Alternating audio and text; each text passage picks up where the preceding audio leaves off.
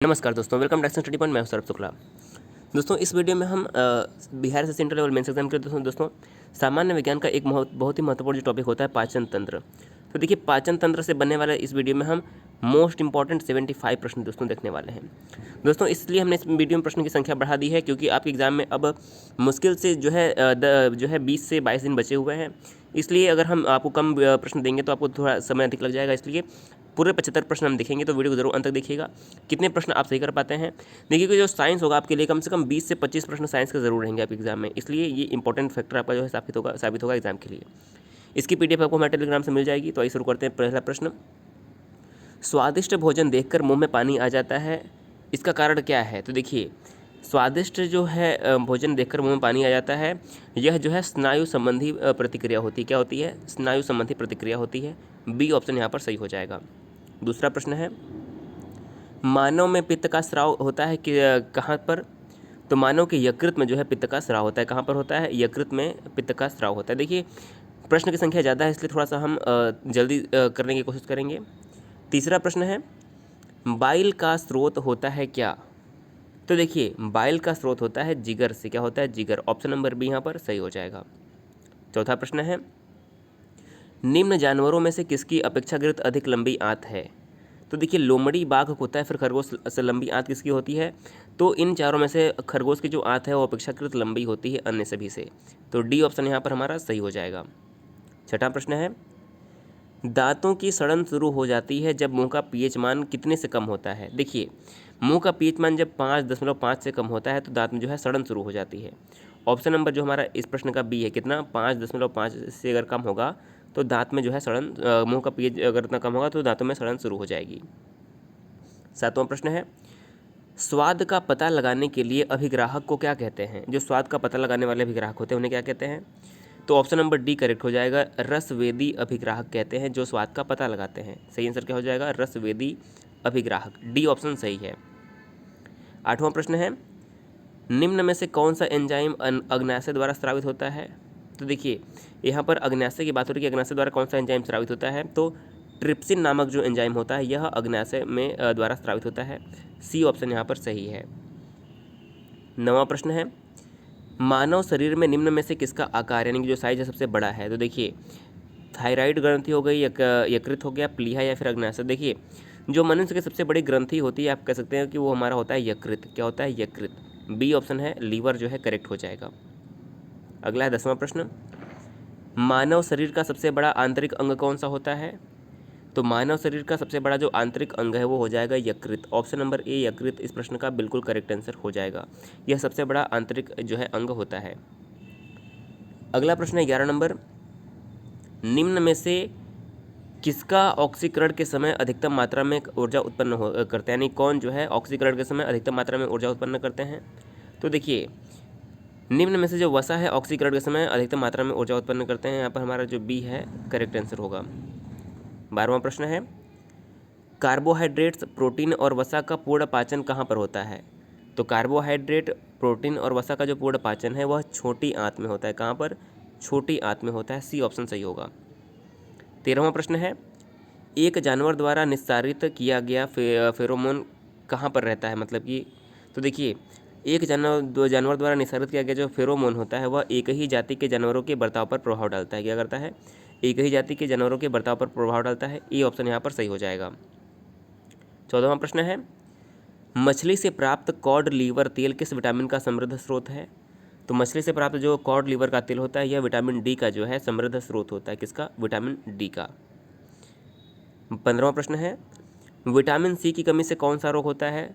तो देखिए, यहाँ से प्रश्न जरूर देखिए, 2 से 3 प्रश्न यहाँ से आपके ज़रूर बनने वाले हैं, तो बहुत ही इंपॉर्टेंट है। तो विटामिन सी की कमी से देखिए जो होता है रिकेट्स, स्कर्वी नामक रोग होता है। क्या होता है? विटामिन सी की कमी से जो है स्कर्वी होता है। विटामिन बी की कमी से बेरी होता है। विटामिन ए की कमी से नाइट ब्लाइंडनेस होता है। और विटामिन डी की कमी से जो है रिकेट्स होता है। तो यहाँ पर हमारा स्कर्वी जो है करेक्ट आंसर हो जाएगा सी की कमी से। 16 नंबर प्रश्न है, केला किस विटामिन का एक अच्छा स्रोत होता है? तो केला जो है विटामिन बी का अच्छा स्रोत होता है। किसका? केला जो है विटामिन बी का अच्छा स्रोत माना जाता है। 17वां प्रश्न है, उस विटामिन का नाम बताइए जिसकी कमी के कारण अत्यधिक खून बहने लगता है। तो देखिए, या तो यह प्रश्न ऐसे भी प्रश्न में पूछ सकता है कि कौन सा विटामिन जो है रक्त का थक्का जमाने में सहायक होता है। तो जो विटामिन के होता है रक्त का थक्का जमाने में सहायक होता है और इसी की कमी कारण जो है खून बहने लगता है, रक्त का थक्का नहीं बन पाता है। तो सी ऑप्शन जो है विटामिन के हमारा करेक्ट आंसर हो जाएगा। 18वां प्रश्न है, प्रोटीन की कमी से निम्न में से कौन सी बीमारी होती है?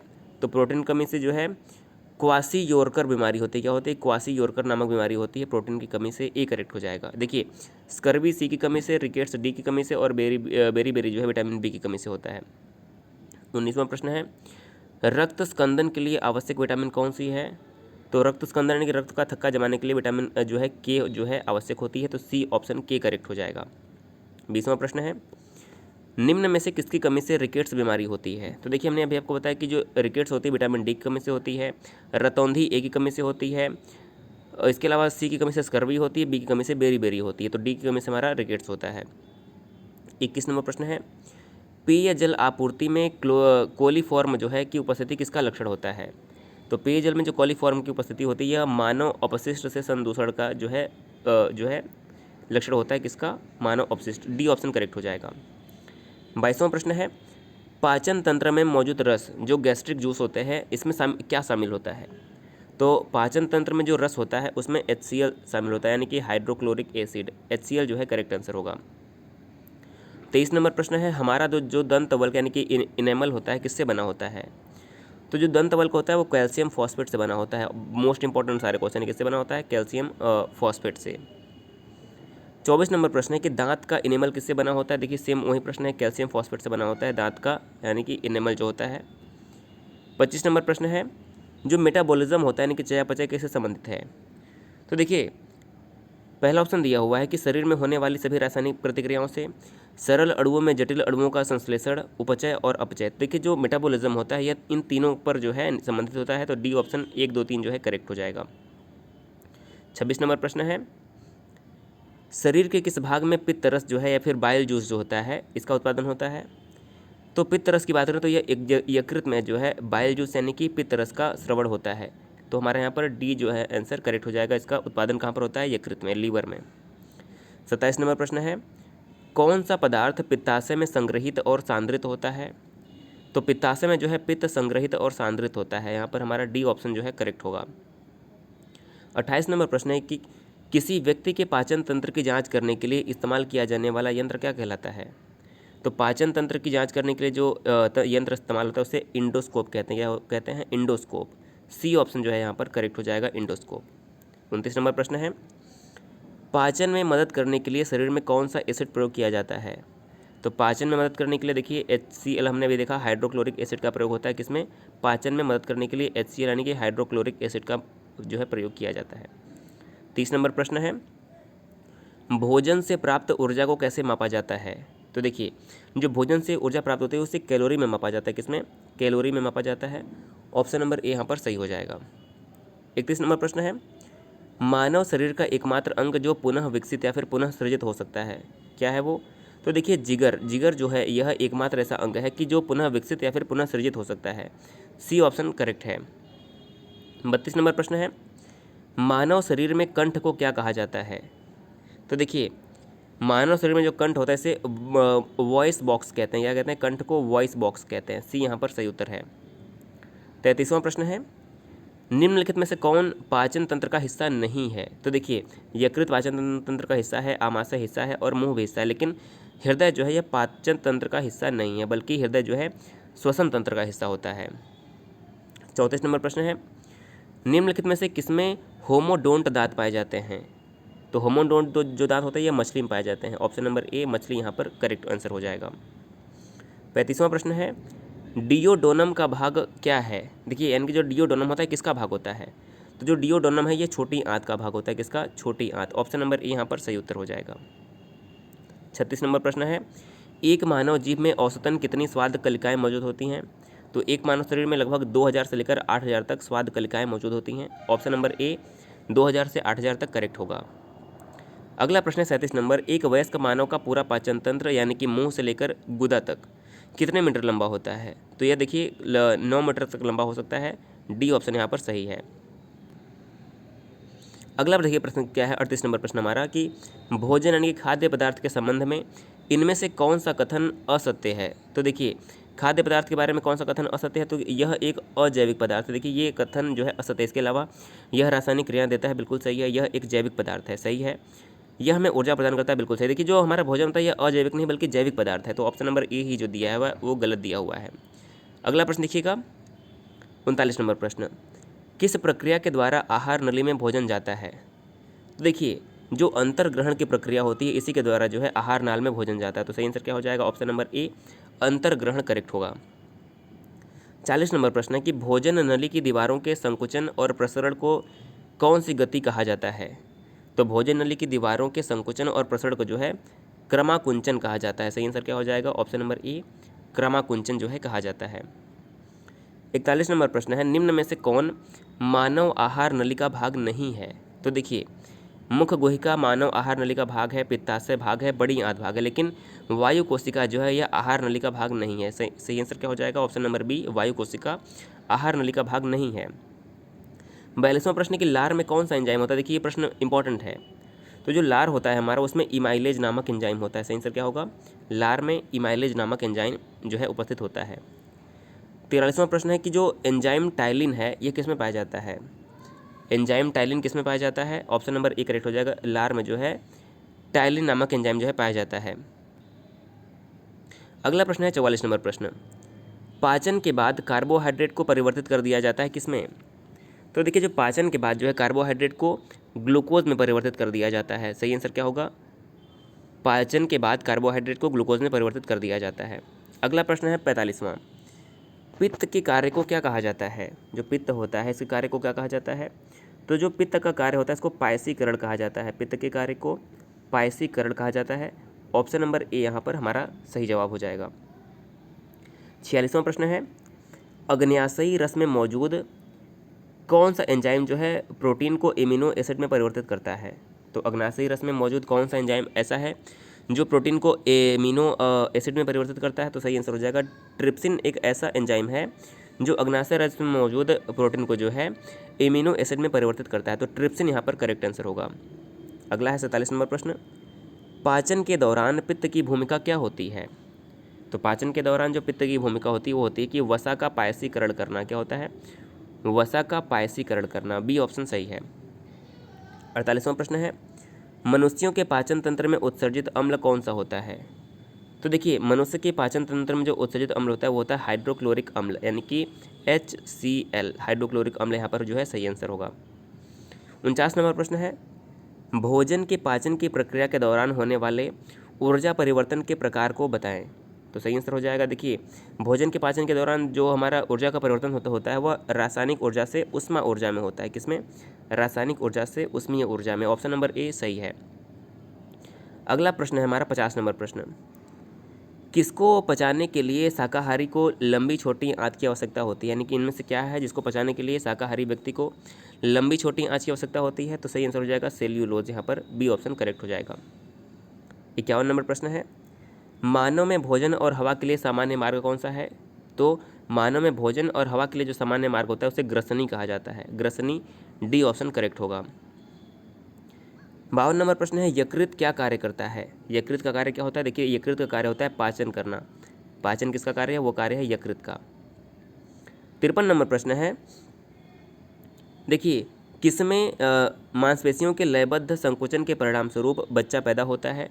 तो यहाँ पर हमारा जो सी करेक्ट हो जाएगा, गर्भाशय में जो है मांसपेशियों के लयबद्ध संकुचन के परिणाम स्वरूप जो है बच्चा पैदा होता है। सी ऑप्शन यहाँ पर सही हो जाएगा। अगला है 54 नंबर प्रश्न, गले में किसके छल्ले मौजूद होते हैं? गले में किसके छल्ले मौजूद होते हैं? तो सही आंसर हो जाएगा, गले में जो है उपास्थि के छल्ले मौजूद होते हैं। ए ऑप्शन यहाँ पर उपास्थि सही उत्तर है। 55 नंबर प्रश्न है, लार ग्रंथि से कौन सा एंजाइम स्रावित होता है? तो लार ग्रंथि से एमाइलेज जो एंजाइम है ये स्रावित होता है। कौन सा? एमाइलेज यहाँ पर सही उत्तर हो जाएगा। 56 नंबर प्रश्न है, मानव पाचन तंत्र में किससे पित्तरस का श्रावण होता है? तो देखिए यदि पित्तरस के श्रावण की बात करें तो यह यकृत से होता है पित्तरस का श्रावण। ऑप्शन नंबर ए जो है करेक्ट होगा। 57 नंबर प्रश्न है, मानव शरीर में पाचन का अधिकांश भाग किस अंग में संपन्न होता है? तो मानव शरीर में जो पाचन का अधिकांश भाग होता है वह छोटी आंत में संपन्न होता है। किसमें? छोटी आंत में। सी ऑप्शन यहाँ पर हमारा सही आंसर होगा। 58वां प्रश्न है, एंजाइम क्या है? तो एंजाइम जो है एक प्रकार का प्रोटीन होता है। क्या होता है? एंजाइम जो है एक प्रकार का प्रोटीन होता है। सी ऑप्शन सही हो जाएगा। 59 नंबर प्रश्न है कि निम्नलिखित में से कौन सा एंजाइम ग्लूकोज को इथेनॉल में परिवर्तित करने को जो है प्रेरित करता है? तो सही आंसर हो जाएगा जो जाइमेज होता है। जाइमेज जो होता है यह एंजाइम ग्लूकोज को एथेनॉल में परिवर्तन करने के लिए जो है प्रेरित करता है। ई ऑप्शन यहाँ पर सही होगा। 60वां प्रश्न है, जैविक सिस्टम में रासायनिक क्रिया की प्रक्रिया को तेज करने में उत्तरदायी पदार्थ कौन सा होता है?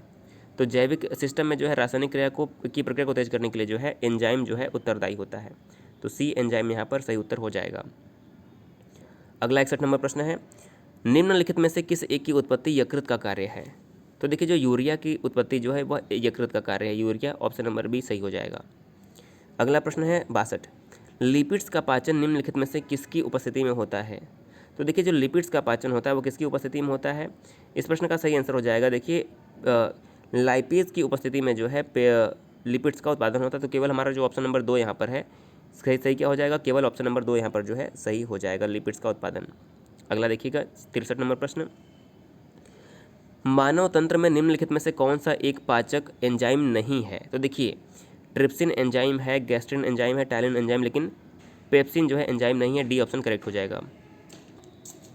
अगला प्रश्न है 64 नंबर, कथन ए हमारे आहार में सभी प्रोटीनों का पाचन केवल क्षुद्रांत्र में होता है। दूसरा दिया हुआ है अग्नाशय से जो है कथन दिया हुआ है कि अग्नाशय से प्रोटीनों का आहार जो पाचन करने वाली एंजाइम है उसको क्षुद्रांत में छोड़ा जाता है।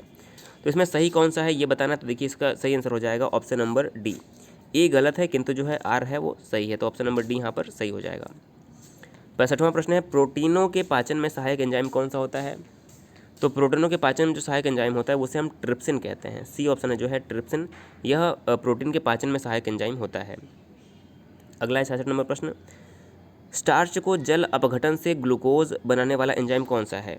स्टार्च को जल अपघटन से ग्लूकोज बनाने वाला एंजाइम कौन सा है? तो वो हो जाएगा एमाइलेज, जो कि स्टार्च को जल अपघटन से ग्लूकोज में परिवर्तित करता है। बी ऑप्शन यहाँ पर सही हो जाएगा। अगला है 67 नंबर प्रश्न, मनुष्य में पाचन क्रिया कहाँ से प्रारंभ होती है? तो मनुष्य में जो पाचन क्रिया का प्रारंभ है वो मुख से होता है। सी ऑप्शन सही हो जाएगा। अगला प्रश्न है, दुग्ध प्रोटीन को पचाने वाला एंजाइम कौन सा है?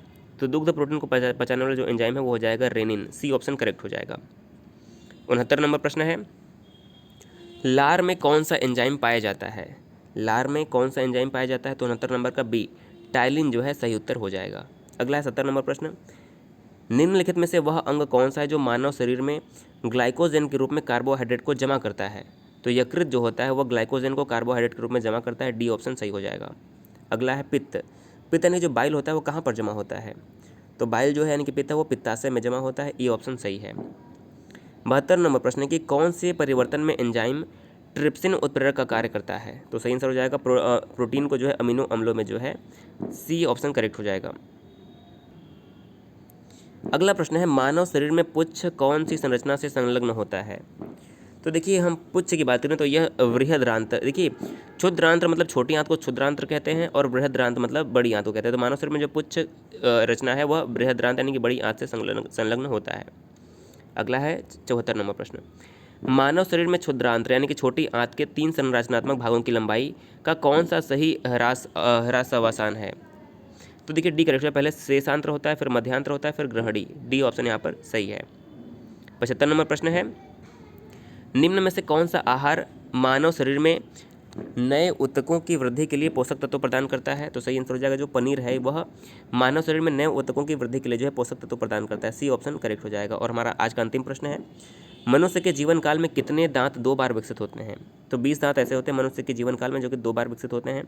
तो सी ऑप्शन करेक्ट हो जाएगा। देखिए दोस्तों इस वीडियो में हमने पाचन तंत्र और विटामिन से बनने वाले 76 प्रश्न देख लिए जो कि आपके लिए मोस्ट इंपॉर्टेंट है। वीडियो को जरूर शेयर कीजिएगा। पीडीएफ आपको हमारे टेलीग्राम से मिल जाएगी। वीडियो कैसा लगा ये भी हमें जरूर बताइएगा। चैनल पर पहली बार जरूर सब्सक्राइब कर दीजिएगा। वीडियो देखने के लिए बहुत बहुत धन्यवाद।